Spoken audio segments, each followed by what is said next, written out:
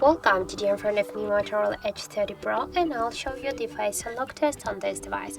So just a couple of minutes ago I set up here my face recognition, so as can you see I can unlock the device with my face, and now I'll make a couple of tries, five of tries to unlock the device, and we will see how fast and how useful this unlock method is on our Motorola Edge 30 Pro.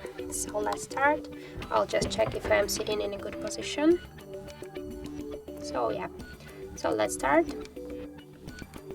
1, 2, 3, 4, 5.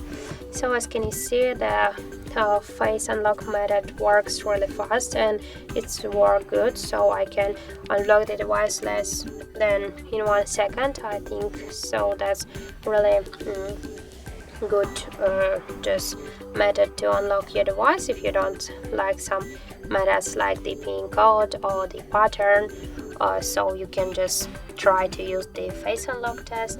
That's work just good on this device. So that's it. Thank you for watching, and if you find this video helpful, don't forget to leave a like, comment and to subscribe our channel.